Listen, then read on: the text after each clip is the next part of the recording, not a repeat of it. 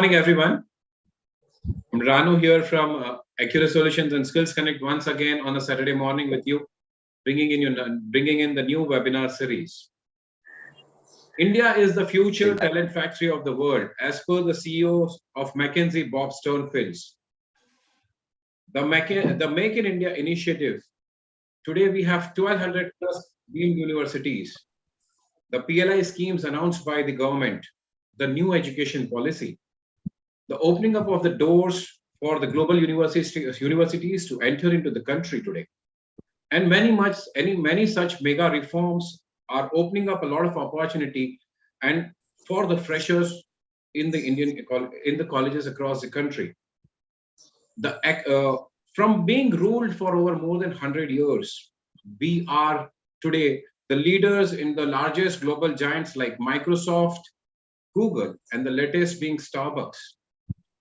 The acquisition of JLR, the Jaguar Land Rovers by the Tatas was known to everyone. But the lesser known acquisition where a little known Williams Pen acquires Chauffeur, the most prominent or the most prestigious pen brand in the world, clearly indicates that we are moving ahead to become the global leaders. The freshers today have ample opportunities to soon become the global leaders and the start of their career is very important. The problem is, while there are ample work opportunities available in the country, and there is a huge talent supply, there is still a gap, right? And that's where we are here and trying to talk about the way we can bridge those opportunities and the gaps that are available today. 92% of the corporates feel that internships, life projects help students become more mature for their first jobs. I am Ranu Parwal from Skills Connect and Accurate Solutions with my intent to bring in a lot of jobs to the remotest part of the country. We have set up Skills Connect, a digital platform which can help connect corporates to various colleges across the country and help corporates to hire at speed from across the country and take jobs to the last rural patch of the country. To decode the corporate requirement or the expectations versus the fresh talent available from our campuses, which is the topic for the day, we have our eminent speakers today who will be helping us with their corporate and with their years of maturity in the HR domain. The first speaker is very senior for me to introduce while I'm very junior in front of her. I have Varda Pense. She's a strategic HR consultant and a leadership coach with over 34 years of experience. Currently, she is an independent consultant and an independent board member. She's worked with 400 companies across the sectors. She's advised the boards, the business owners, the leadership team to define the HR strategy in the organization transformation, performance management, leadership assessments, and capability building across different industry segments.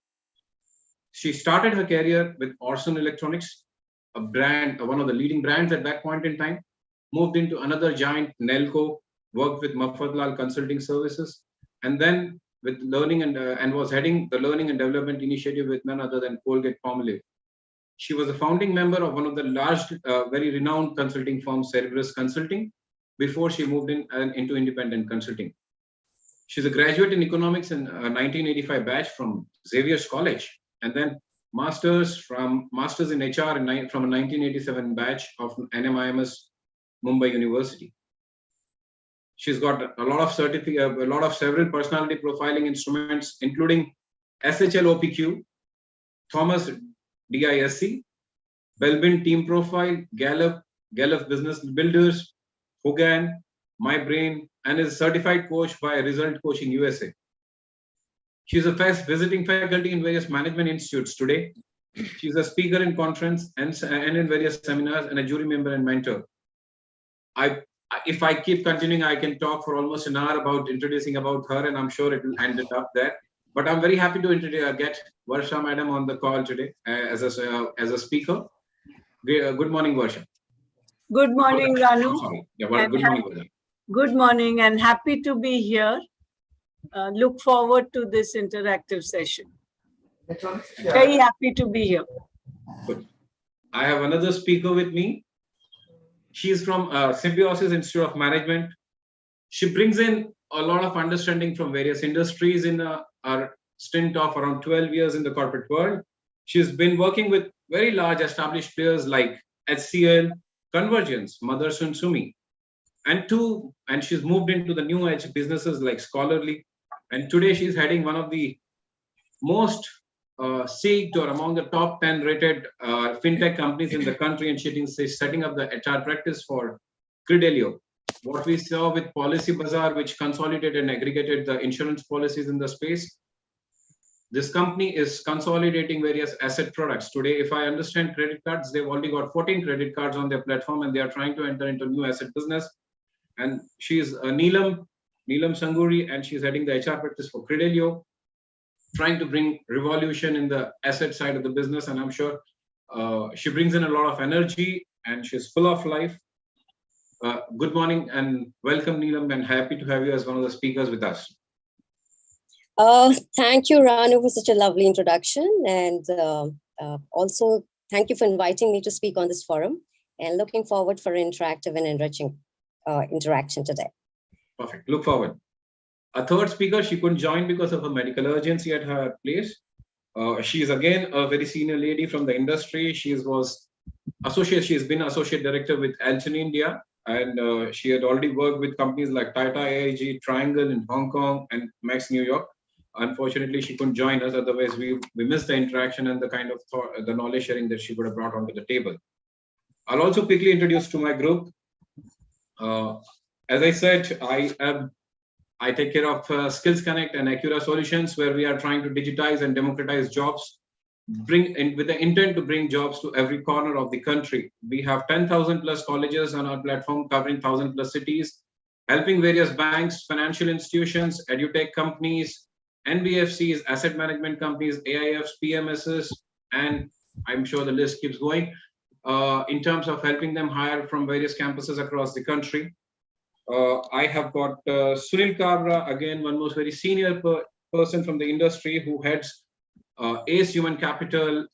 He has been the global head to Thirdware Solutions earlier. Somaya passed out in the 1998 batch, and heading and trying to explore the opportunities in the gig economy in the country.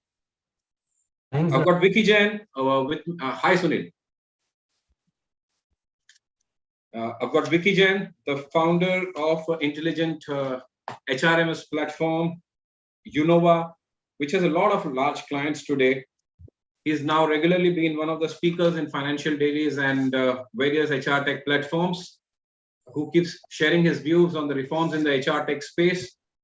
I also have been learning a lot from this young man, and with the kind of energy he brings onto in his setup. Yeah, Vicky, good morning. Good morning, everyone. Thank you, Ran. Great. The anchor of the event today would be Bistriti Podar. She comes with over 12 years of extensive experience in the content, social media, and public relationship space. She is the Chief Communication Officer at Unova, and at the helm and managing the internal and the external communications for the brand. She is also a 4-time TEDx speaker and has been recently chosen as one of the Asia's top 100 power leaders in marketing and communications, which is also going to be featured in Forbes soon. Over to you, Bistriti, in terms in taking this discussion further. All the best and good morning to you. Good morning, everybody. Thank you, Ranu, for the introduction. It gives me immense pleasure indeed in welcoming our esteemed speakers, Varda ma'am and Neelam, to our webinar today, Decoding the Gaps in Corporate Expectations versus Available Talent Pool from Campuses. We are looking forward to getting enlightened with your words of wisdom. And without much further ado, my first question to the both of you all will be, is the campus talent corporate ready? And what are some challenges do you think that corporates face in today's times? Over to you, Neelam and Varda ma'am.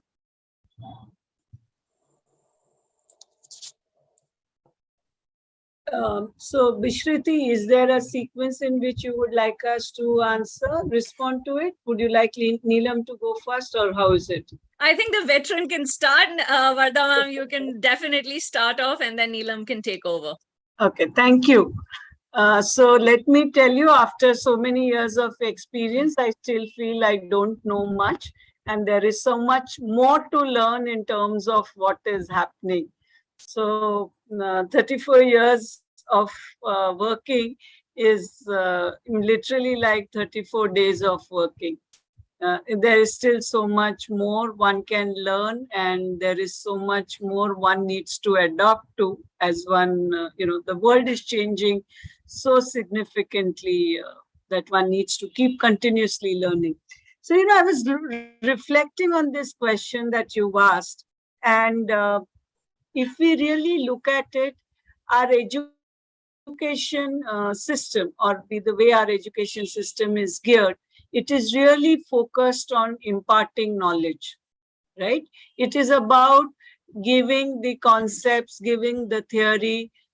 It is about testing of whether you know the theory and the concept, and do you know, what it is all about? Do you know the formulas?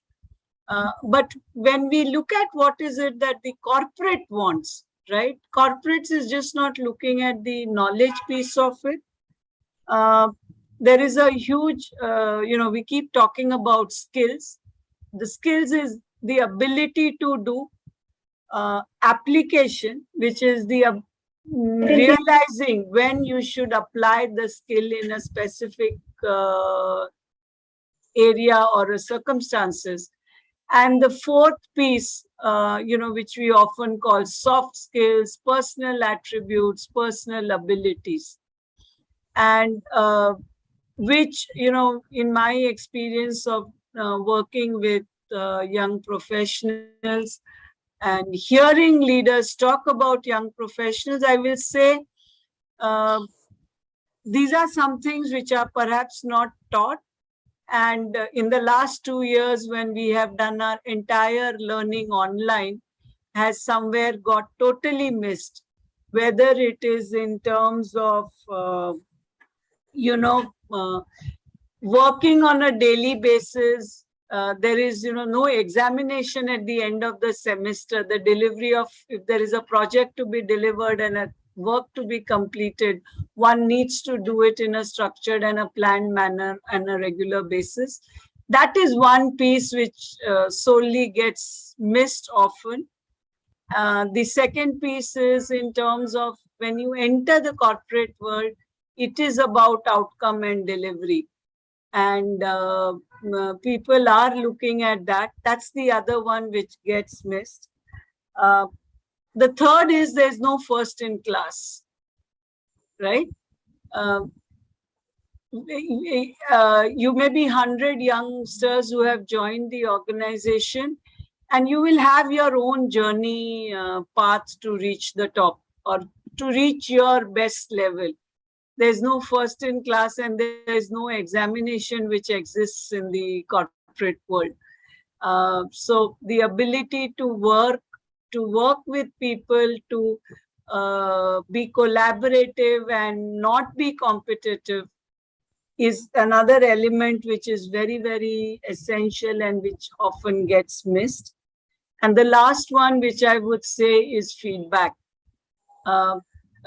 As a corporate citizen of 34 years, I have thrived only on feedback. Whenever somebody gives me a feedback, I don't look at it as a negative or a positive feedback. I look at it as a point of introspection and point of what I need to do to improve. And when young professionals enter the corporate world, the feedback is a big shocker for many of them. And a feedback which is development oriented becomes a bigger shocker. So if I were to think about it, knowledge is something most of them will have. The skills and the application piece, they struggle with, and the corporates are expected to help them deliver on it. But personal attributes and the personal skills which I have talked about is really what will drive the success for an individual. And and in our education system, that's one piece which we really don't focus enough on and help people to learn. Amazing. I think these are really, really insightful inputs that you have shared with us. Vardha ma'am, thank you so much. What would be your 2 cents, Neelam, on this concern? I would say that I would really second with what Mrs. Pense had to say. And I believe that campus to corporate is a huge transformation.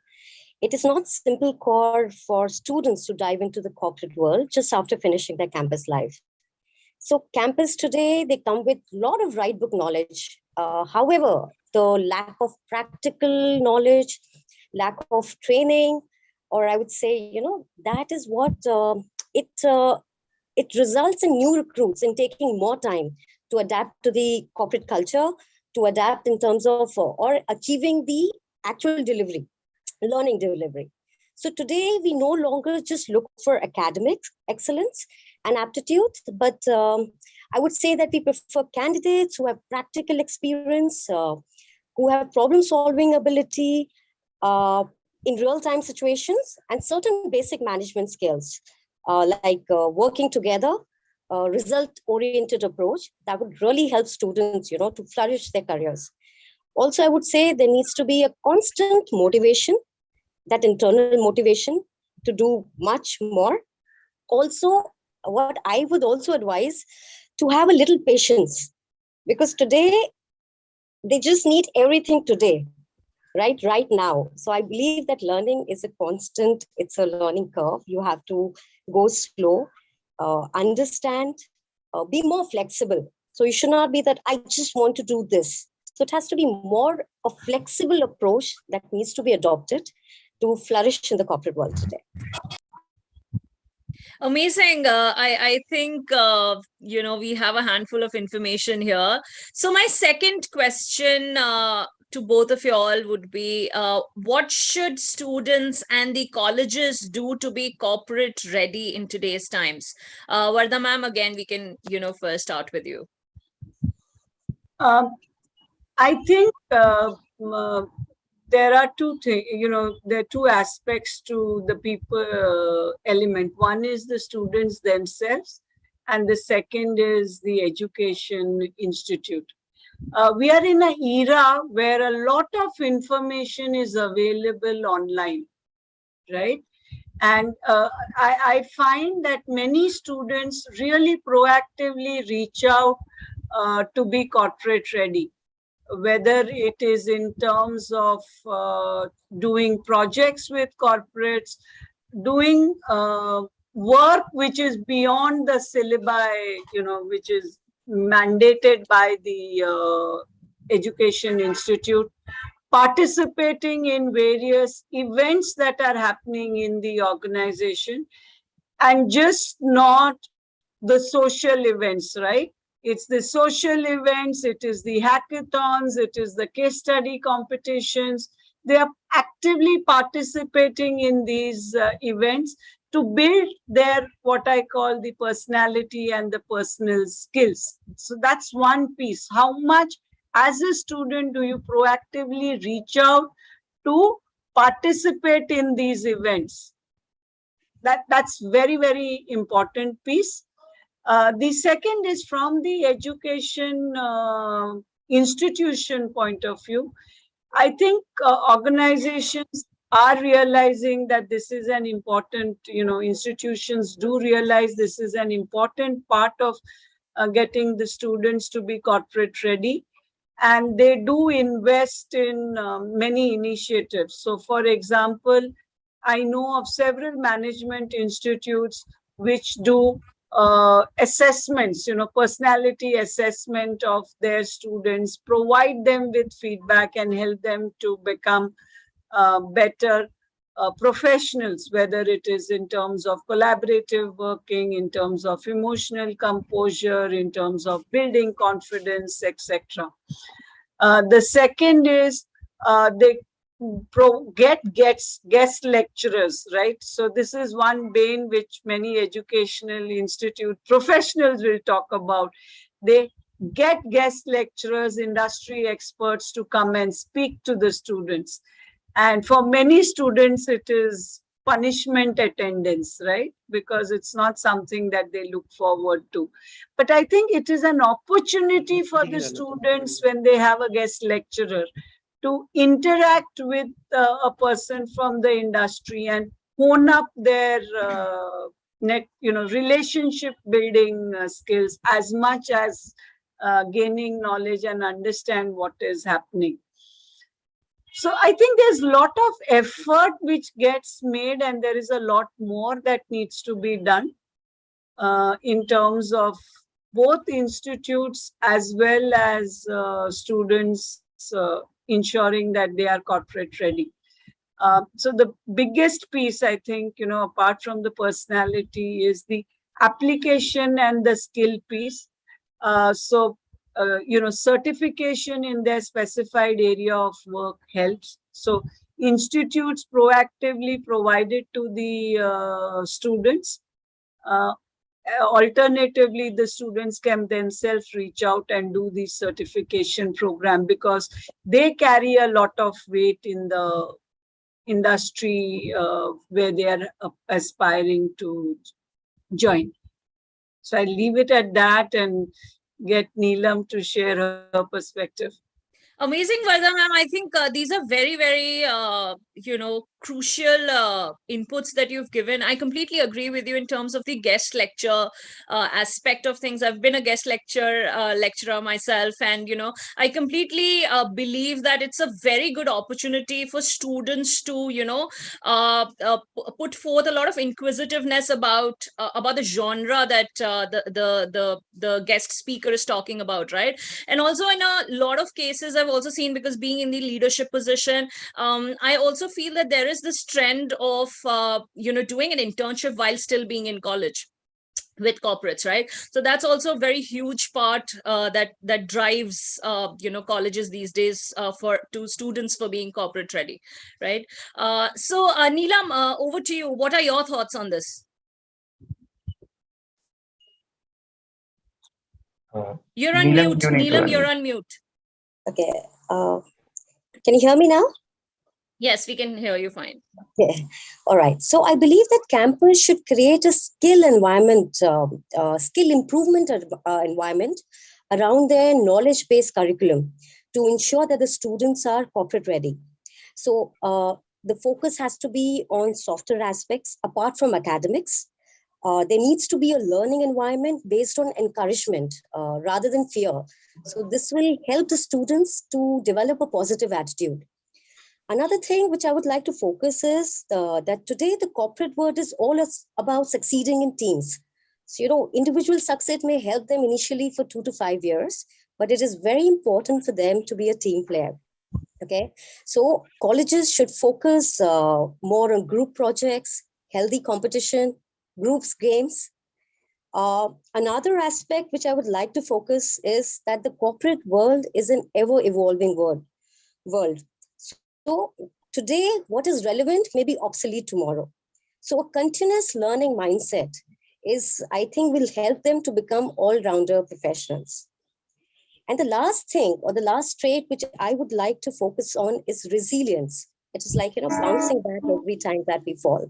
So the students should not fear to try new things, try to learn from the failures. And I think this all should be done while being at campus.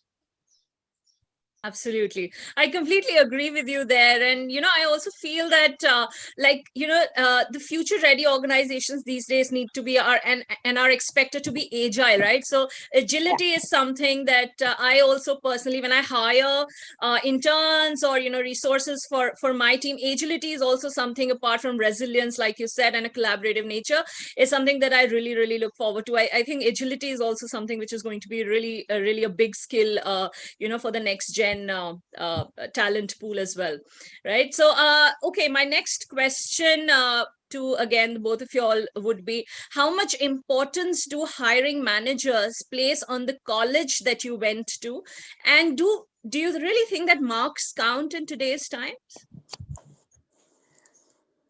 Neelam, would you like to take the first Okay. shot? Let's Yeah, reverse. maybe we can just change the Okay. sequence a little bit and Neelam can take over for this. Right. Okay. So while I believe that there is a weightage which is given to the college, but today the students are nowadays what we look for candidates is more zeal and motivation. Okay, the zeal and the motivation to learn and to grow. So I would say that the best of the talents today are coming even from very small colleges. Okay, so the Exactly. focus is more on the candidates rather than a college, I would say. It is being a hiring manager, we're given equal opportunity in terms of skills, knowledge, attitude, and aptitude. So I would say that wherever you are, be the best. So it's like bloom where you planted. Totally agree. Vardha ma'am, what are your thoughts on this? So I'm going to share an experiment which was conducted in UK by a very leading organization. And what they did was I'm not sure whether they hired Ranu's firm, but they ran a selection process where they looked at an aptitude and a skill test and an interviewing process which was artificial intelligence driven. That means there was no human intervention that happened. The positions were advertised, anybody could apply to it. There were no restrictions, but it was just that you should have graduated. So it was for freshers, but no restrictions on what is your background, plus which institute you came from. And when the final top 5% of the students were flashed to the management team, the interesting thing was they were not from the premier institutes of that country. And That's very interesting. these students came from different institutes, different backgrounds, and these institutes were not premier institutes. Similarly, in Pune, about 4-5 years back, in an IT firm, we ran a similar selection process where there was a skill test, there was an aptitude test, and there was a personality test. And thereafter, a group of people were identified for a PI, personal interview. Interestingly, once again, these students were institute agnostic and mark agnostic. So the gentleman who was heading this firm, he used to say, I have had a strong foundation, Vardha, myself, and I have reached here as a CEO. So I don't believe that you need to clear in the first attempt. So basically, strong foundation meant he had cleared his engineering in 5 years instead of 4 years. So he used to say, I have had a strong foundation. And again, very interesting results. We got students from all India, from absolutely different backgrounds and different institutes. And definitely, with mark, it was not that necessarily they had the top marks. So our societal pressure, our family pressure is all about marks and which institute you have gone to. But if you're passionate about a subject that you are doing and you are, focused on doing that, I don't think, getting an entry into a job is difficult. You can get into the best of the best companies, but you should have that skill and the ability. And I am seeing, when I started off 34 years back, we used to have selection process where you should be first class across all your SSC, HSC, and graduation, very, very clearly mentioned, or you should have had got 75% mark. And if you were from the IIMs or the IITs, you had a certain premium. I am seeing a certain decline in the last few years in that trend. And it still makes a difference. Let's not say it is not making a difference, but I am seeing a dramatic shift and change in the importance that it's given to. Amazing. Those are some really, really lovely observations that you've shared with us, Vardha ma'am. The next question for today's session would be, MBA in marketing comprises the largest chunk of all management courses. What is, according to you, the ideal start for most candidates from MBA or B school? Well, I believe that, the candidates need to have a frontline sales and operations experience to understand the entire value chain of the business before actually getting into the strategic aspects of product development and marketing. So they should be ready to get onto the field and learn as much as they can before they actually get into these strategic aspects. So I would strongly say that a frontline sales and operation experience is very important for them to understand the business. So you basically emphasize experience over anything else, right? So the more experienced you are, you have a really, really bright career.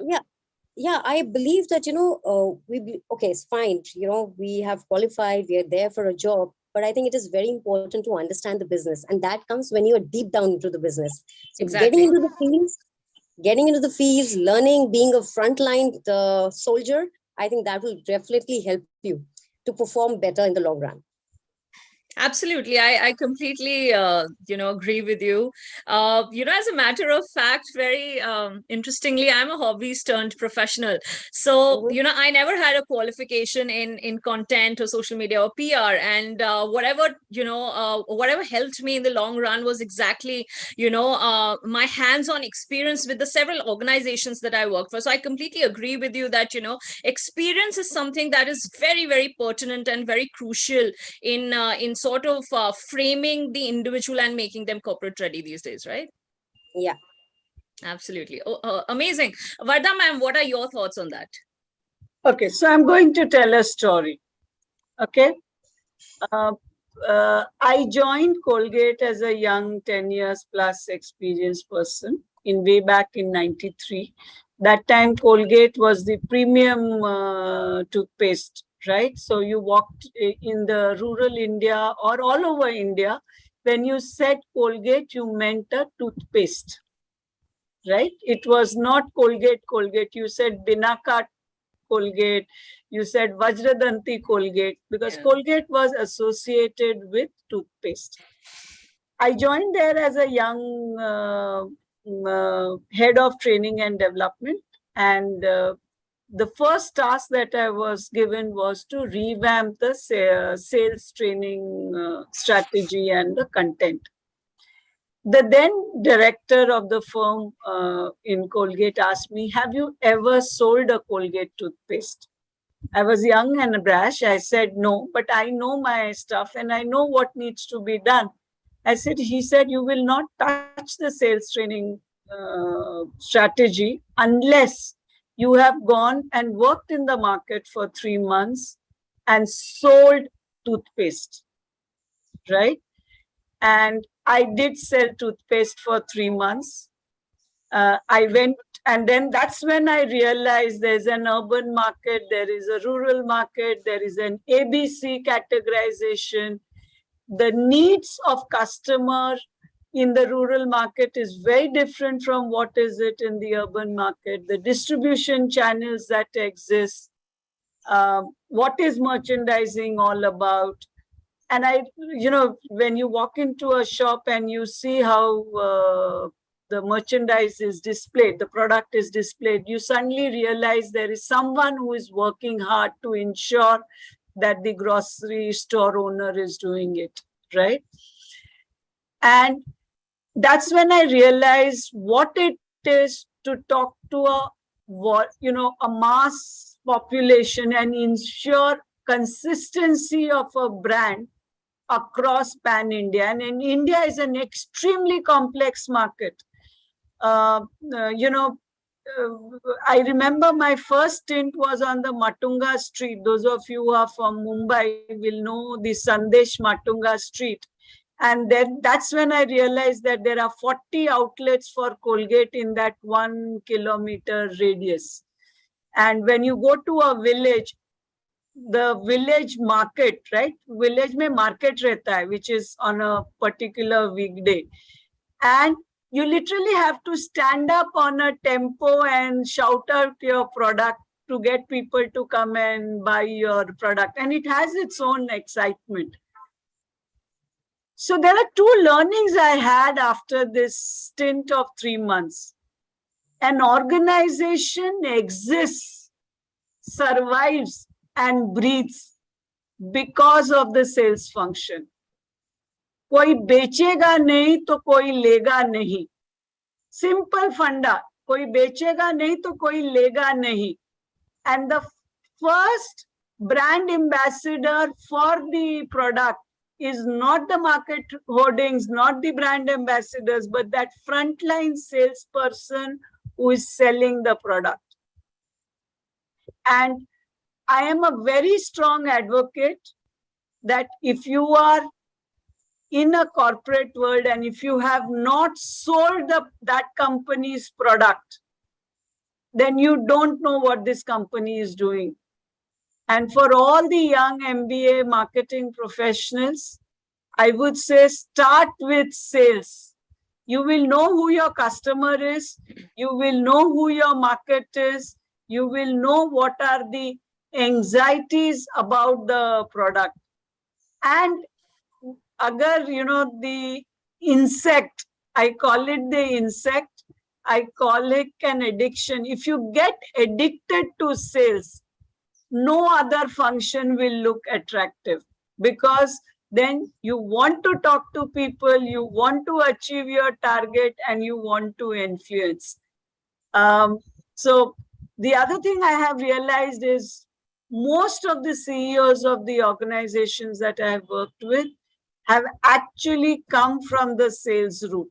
They have spent the first 5 to 10 years of their lifetime selling a product, selling a service, and thereafter moved on to a corporate function and then moved on to a CXO role.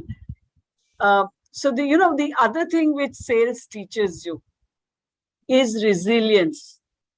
I'm working with a firm right now called Vastu Housing Finance. And I have worked with several finance companies and insurance companies where you have to sell a product, right? Ki mera loan le lo, mera insurance le lo. And the acceptance there is 1:20. When you meet 20 customers, one customer will buy it. So if you remember in the morning when we started off, Neelam said resilience, right? You have to ask a salesperson what is resilience. इतने लोगों से ना मिलता है कि जब finally हाँ मिलता है, you want to hug that person, right? Ranu, Vicky, Sunil, they are hardcore sales guys. And ask them कि how much it has helped them to build their character, their career, and their personal growth when you become a sales this thing. So, Brishti, I'm a very strong advocate of starting your career in sales. If you are an HR and a finance person, I tell them that you go and walk the street, you walk with the salesperson before you tell them what needs to be done.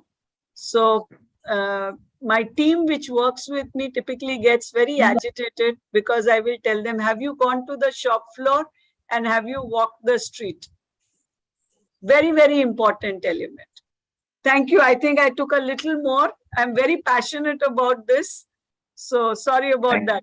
Thank you, ma'am. Honestly, yeah, I'll just take a minute. Yes. Honestly, this was, I could very much relate to it. I am an engineer. I started, and sales was not my forte. And I have over the period realized sales is very, very tough, but honestly, it is very sweet.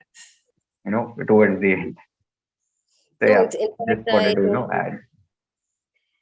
Vardha Thanks. ma'am, I loved your inputs, and and you know what excited me the most was your personal journey. So I get very excited about people's personal journey when when you started off this question with it. So amazing. That's lovely to hear. From my end, the final question for Vrishti, today. I think Yes. Anu wanted to share something. Yeah, sure. Please, Ranu sir, please go ahead. Nothing. I think, Vardha, what you said is right. My interaction with so many global leaders across and with so many people or CEOs and MDs in various organizations, what you said is very clear and very right that, you and they always used to say, even today when they when they want to find future leaders, I moved into HR side of the business very late. Yes, sales was one angle which brings you very close to the market, and that helps you in framing strategies. Also very important is when you move across the geographies, you understand that India by itself has so much of diversity. I worked across, I think, 9 states across the country today. When before I moved into heading an organization, I was the youngest to lead an organization of 20 and 100 people in my batch, I think. So I understand, and at the very early age only I personally picked up and moved into business development by my choice. So I completely can relate to. However, I see that there's a lot of resistance in this generation to get into it without understanding that, yeah, this is the hard that needs to be done. Even a HR or a finance person, or you talk about IT guy, till the time he can't sell his ideas, you're not selling it. You'll not be able to navigate. So it's only about communicating and putting it across and ensuring it's gone properly and registered. But yeah, that's what I just wanted to add a few lines there. Over to you, Priti. So other thing I will tell you is most of the FMCG companies which we aspire to join, right? Whether it is Levers, Pepsi, Coke, P&G, they insist on 1 year of sales strength before they put you on to the corporate. It is only in the tech world or that this is not a mandated thing, because business development, there is a big different concept altogether. But even in retail companies, they insist that you should spend some time in the stores before you go in. So I worked with Disney Consumer Products, and I was standing in the stores after 20 years of experience selling Disney products before I could, give them an HR strategy roadmap. Very rightly said, Vardha madam. Okay, I mean, I thought I will share my experience here. Okay, am I audible? Yes, Sunil, sir, you are. Okay. I mean, I have been part of the solutions and the delivery part, and what you call it, working on the shop floor and moving it further. Okay, so unless until you dirty your hand, you don't know what it went to making and selling it to your customer. Okay, so later on I moved on to the sales, and later part of my life I moved on to the HR. So it is like आपको समझने के लिए आपको हाथ गंदा करना पड़ेगा पहले. Okay. So that is what it means, and what rightly said by Vardha madam, that yes, indeed, you need to get onto the shop floor to understand more. You need to get into the market to understand your client, and then go back to and get it delivered. Thank you. Just want to add one more point. I think this day Shark Tank has become the fashion. Okay, and most of the guys go and talk about their business ideas in Shark Tank. And everybody wants Aman to be one of their mentors or the shark. Only for a reason, the other guys definitely created some setups. Now there are brilliant business ideas on the tech platform, or they come up with some brilliant ideas here and there, but everybody wants to patch up with a tie up with Aman only because Aman knows, or Aman has actually showed the world how to sell a particular product. Till you don't know the ground reality and you don't know your distribution strategies and the techniques to go into the market, I'm sure you create a brilliant ideas. It's not about the ideas who actually basically reach the top. It's the one who basically can execute and create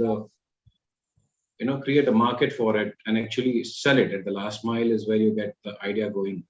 And that's where the difference is. So, yeah, Bisruti, over to you.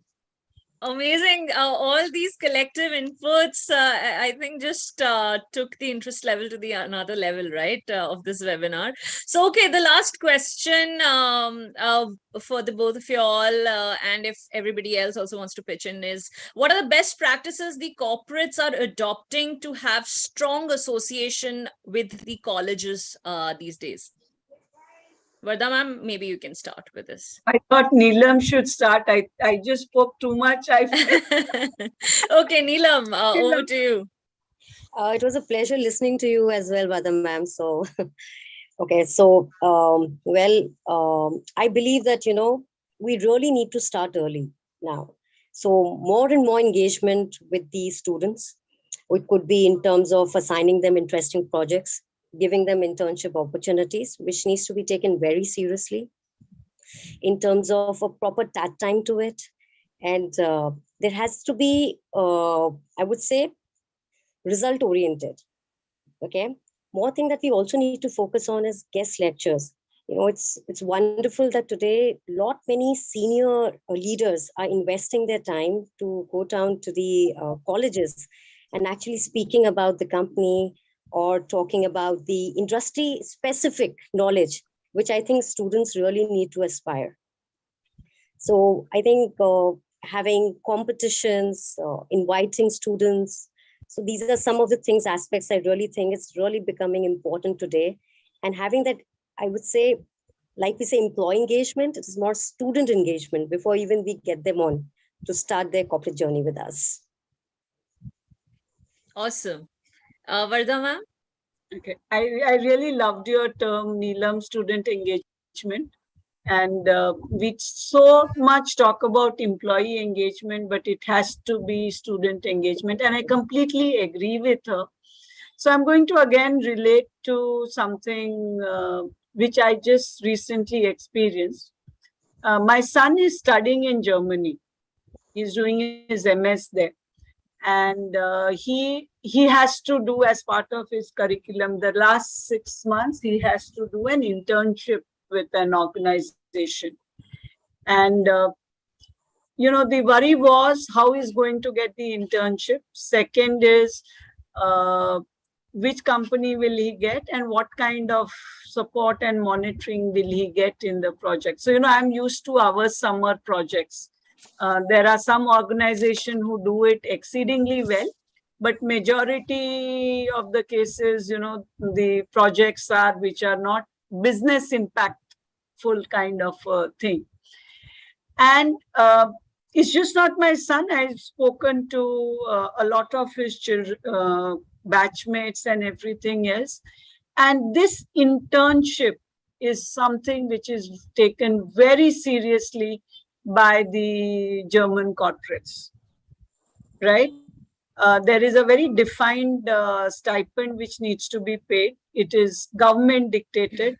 There is a defined time, hours that the students have to spend on the project.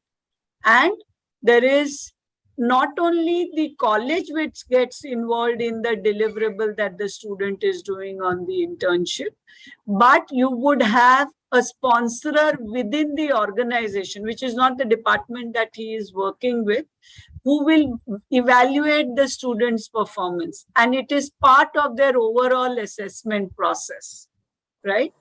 And I felt this, the word that Neelam used, student engagement, it is something which I see happening with many international firms in India, or when some of the Indian firms who are very structured on this, but not at a large corporate level, where projects, internships are something which is very, very seriously looked at, and the outcome and the delivery is something which is focused at.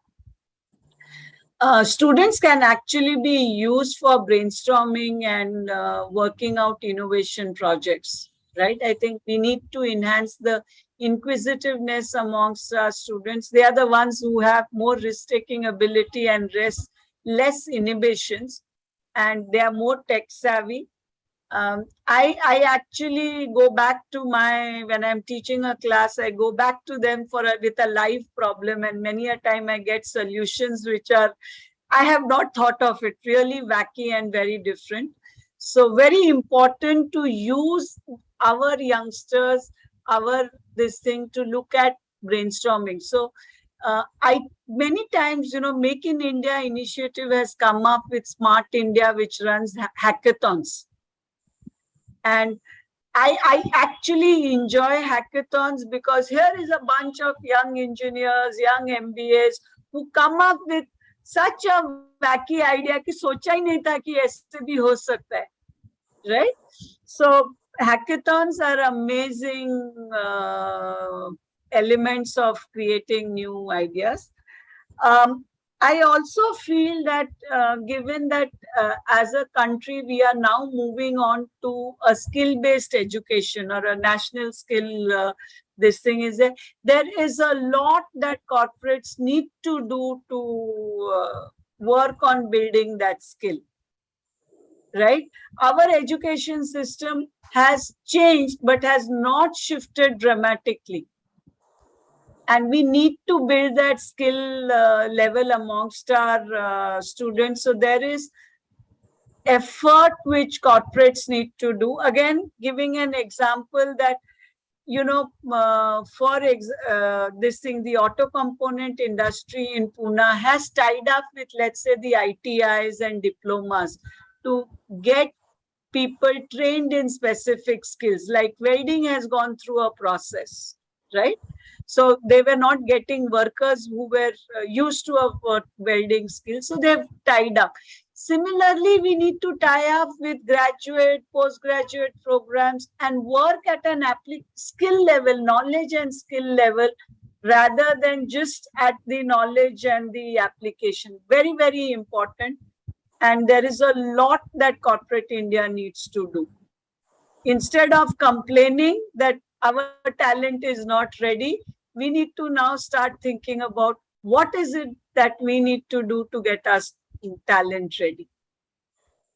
Absolutely. I think the responsibility lies both ways. This is always, I have, the responsibility lies both ways. If we just cannot leave it alone to the colleges, I think the corporates also have to make an effort, have to understand, as I said, that being a trainer, I said that you need to understand your target audience.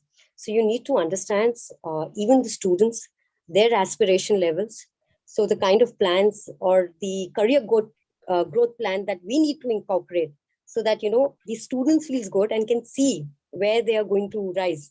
Because and hence I would just like to end this saying that it is not a one-way traffic, and the responsibility lies both with corporate as well as campus to give the young minds, I would say the bright minds, a good learning experience.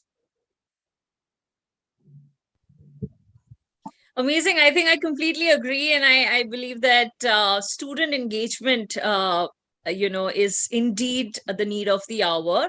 And from here, I would let Sunil sir take over and address the audience's questions. Thanks, Mr. It was an amazing session hearing Varda ma'am, Neelam, and it is very, very interactive session which we are having until now. And that shows from the questions also which we have got it from the YouTube and the chat box right now. This question is for you, Neelam. Okay.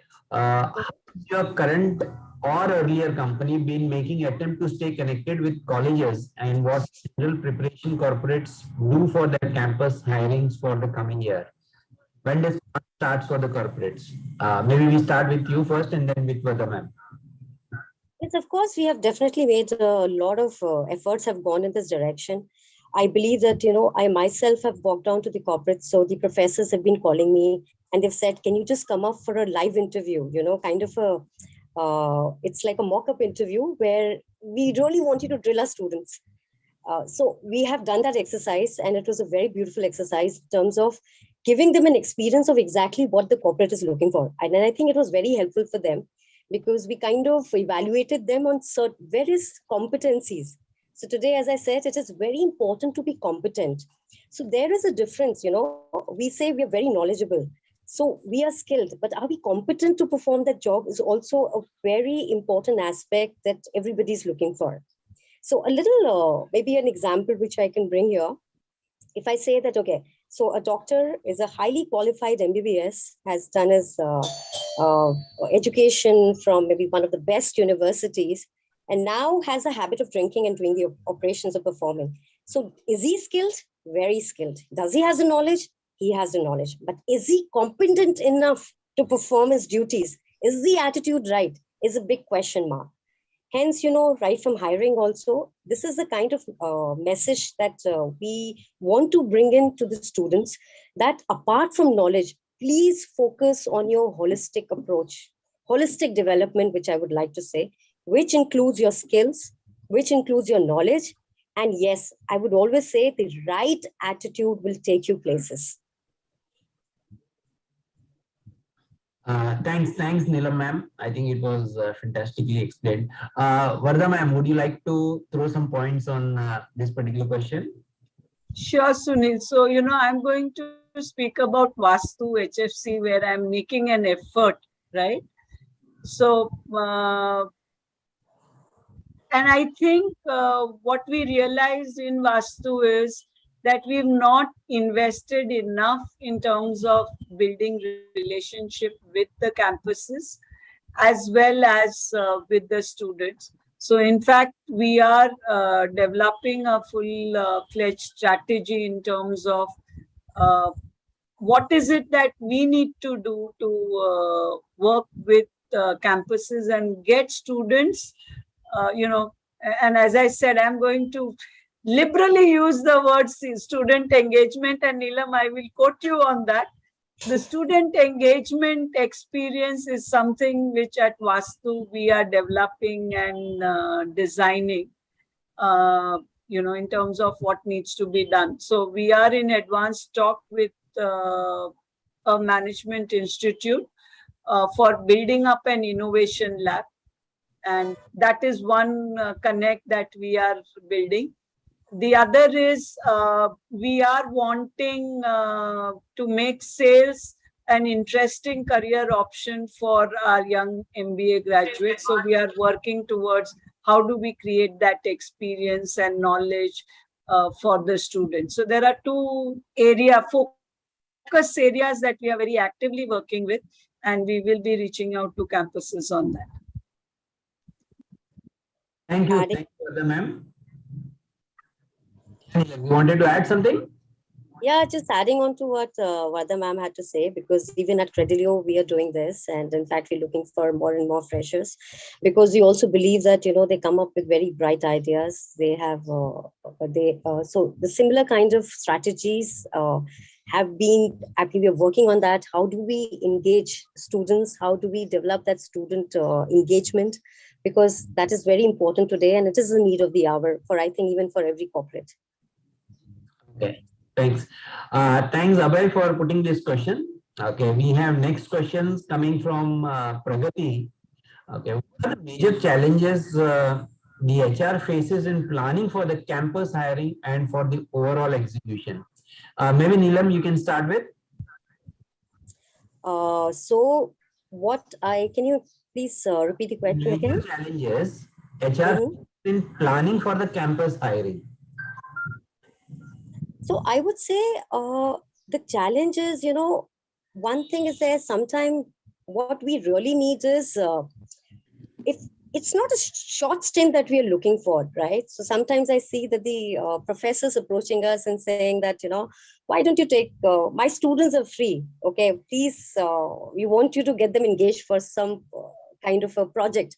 But the only thing matters is they don't have time. So they say 15 days, 1 month. And I believe that, when you have to go with the open, the time should not be bound. So I think what message I would give or would like to give to the colleges is that, they should have maybe increase the time for real-time internships with the corporates. Because, if you just come down for a month, it actually does not help. It's not either way, it does not help. Because, initially it takes 1 week, 2 weeks, even for the person to understand the culture of the company, to understand what is actually required from the person. Until then, the internship period gets over. So this is one thing I really feel that the colleges would like to focus on, having a real-time experience or getting this as a part of the curriculum, that, they can have like a 6 months or a 3 months kind of engagement with the corporate, where the student comes in, understands, a good life project is given to the person, and then they can go back and implement, and they can understand. And then I'm sure that will help them in learning things better. Okay. Thanks. There is one question here from Sagar. Okay. The first part of the question is already answered by you. I'll take the next part. What is your expectation from colleges, TPOs in the campus hiring? Colleges, I didn't understand The placement officers. The question is, okay, what is the expectations by the corporate from the colleges, TPOs, training Okay. placement officers in the I think they should also be very proactive in understanding what are the trends that are happening in the, the company. So the thing is that, it's not about just a call or writing an email to us stating that, this is our, our students are ready. Why don't you come down, or coming for an internship? But I think they can also have a good engagement with the HRs. They can have a good engagement with the corporate leaders in terms of understanding that what exactly is required for them to get their students corporate ready. As we've already covered this aspect earlier, that is not just the academics that we look for. This is a holistic approach that we're looking for a student to come up and then start the journey, because it is just not just coming and hitting, So even to, I would say, adjust to the corporate culture, there are a lot of other aspects that need to be focused on.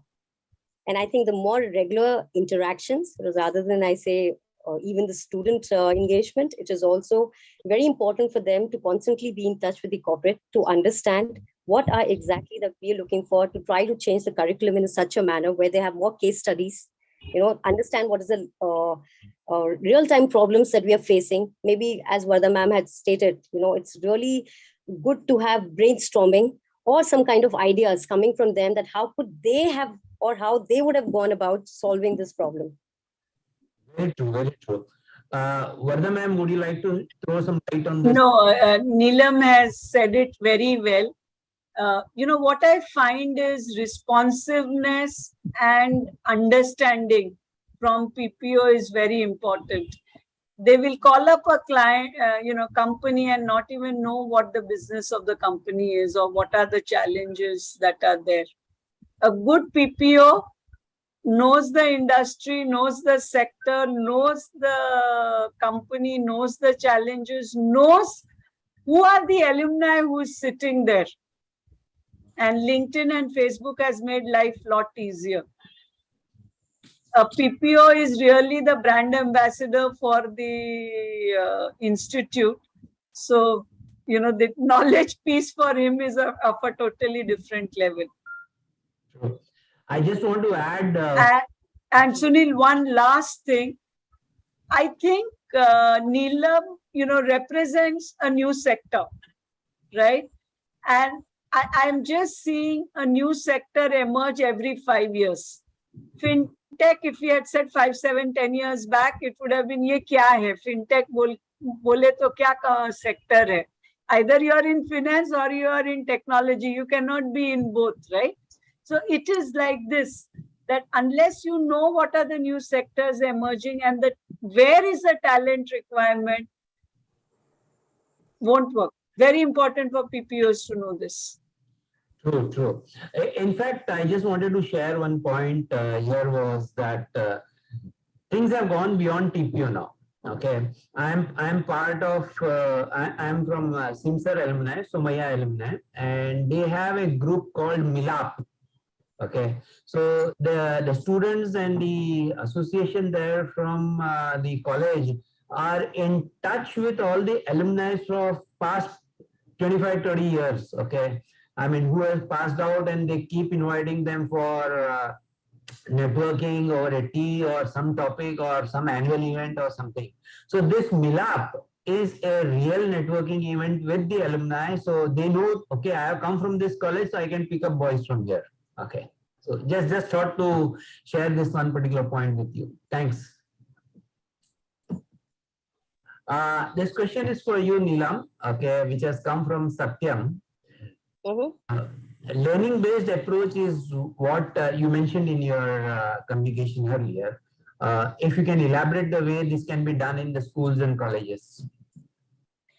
I think we need to be more focused, like we just mentioned, that, everything is not bookish. So we need to understand what real-time problems the corporate are facing today, okay, and build up strong case studies. And I think if we work more on case studies, of course, I would say that knowledge is important, but I would say we have to learn to break our heads, to deviate, to try things multiple times. Even if you fail, come back again. But that thing is very important. So it cannot be that, you just, I would say that just do not go for learning and topping the college. Okay, I think a very good example was brought out in the Three Idiots also, which I think a lot of students have gone. So I think that's a beautiful example of what I had wanted to say, that understand the concepts, understand क्यों होता है, वो inquisitiveness that you have to get. ऐसा क्यों हुआ? Why is it this required? Just keep pondering on that why question. And when you understand the root level, I think you'll be able to face the problem better. True. Thanks, Nilam. Okay, next question is coming from Nitin. Okay, he says that we always talk of the problems faced by the companies in campus hiring, but would like to understand the challenges faced by candidate students when it comes to campus recruitments. So, I mean, how they are the placements, what they challenges which they are facing in the campus is what the Nitin is wanting to understand. Okay, maybe Vardha ma'am, you would like to take this one? So I would like to understand it at a more specific level, or I'll articulate it so that we this thing. So there are, in my experience, three challenges which students face. One is they don't like the company they've got selected in, right? Right at the offer, their aspirational company is A and they've got into B, right? So they get very rattled and hassled about it. Or they get rattled and hassled about the sector in which they have got selected. I have no comments to make. I think these are choices one need to take. The third challenges which students face is when they join a company, they don't like the role that they are being assigned to do. They hate the kind of work they are assigned to do. And my advice or my suggestion to students always have been that at least do it for a month, 2 months, and then go and talk to your manager or your HR in terms of what is it that you want to do, right? At least do it for 2 months, 3 months, and then have a discussion on it. Most students find it extremely difficult to sit in one place. So I call it a very different problem. I call it, putting a glue on your bum and sitting on the chair, right? We are not used to corporate world, and corporate life is really sitting on a chair and doing something. And the first 3 months of student life, when you come to corporate, it is extremely painful to get into that routine, to come to office on time, or today to online ka jamana hai, so to connect on the laptop, very, very difficult. Many a times students have challenges with dealing with bosses. The bosses are rude, too friendly, too angry, too this, too that. It's like, you've now inherited a boss. You can't do much. Learn to adapt, learn to deal with him. That is your learning as a employee. And when I look back at my career, I find a bad boss has taught me more than a good boss. But don't remain in the toxic environment for long. But, don't, because we ourselves many a time are prejudiced. So as to students, when they come to corporate, there are many issues, but some of them are at a very basic level. Work I don't like, it is too clerical. Boss I don't like, he's too interfering, he's too closely monitoring, he's a micromanager. I don't, I can't sit. There is so much discipline. I have to come to office at 9:30 is a big problem. So these are very common issues that we faced. I don't like coding. I want to do design work. I want to be an architect. And, when you are in a corporate world, you have to discover what your innate strength is. Give yourself time and space and, go and hold conversations. Corporate life is all about holding conversations and asking for guidance and support. If you do that, you are able to navigate through. Very true. I think adaptability is something which is very, very important when the students are transitioning from a student age to a corporate age, and very, very rightly said. I have an extension of same question, which is coming from Vinita Ratnani. Do we think pre-placement engagement is an important factor as well? Okay, so I think somewhere in the conversation this was discussed earlier. Maybe Neelam. Very important, very important. Very important. So you mentioned about the 1 month, Neelam mentioned about 1 month or internship, so which actually is too less, should be paid 2 or 3 months. Okay. We continue on to the next question, which is the last question, Vardha ma'am, for you. And this is coming from a German experience. Okay. So it's an amazing question going on, coming from Narendra. Vardha ma'am, you mentioned about some practice in German college. Any more such initiatives you find worth sharing which some colleges had done for corporate engagement? So what I have found is some of the tech companies have done a lot of work in terms of corporate engagement, whether it is in terms of running specific skill programs, skill training programs for the students so that they are ready, when they are ready to join the corporate world, they have those skill training. I also see them participating in the design and development of the curriculum so that it is more industry specific or more that sector specific, and the company which takes the lead in developing, at least in the initial 2 to 3 years, they pick up the majority of the students. So you do see corporates taking very specific initiatives in India, especially the tech companies, whether it is the Infosys, the TCS, Accenture. They have done amazing work at the engineering campus level or the MBA tech level in terms of developing programs which are very much suited for their requirement. So I think the corporates are participating now in child projects or what they call it, incubation. Okay. Right. So, but Sunil, I think it needs to be much more. It is targeted at premium institutes. So, the campus is, corporate is big, the institute is big, but, we have a lot of depth in, right? So I think it should be a corporate agenda, like CSR has become a corporate agenda. DEI is a corporate agenda. Campus engagement, student engagement should also be a campus agenda.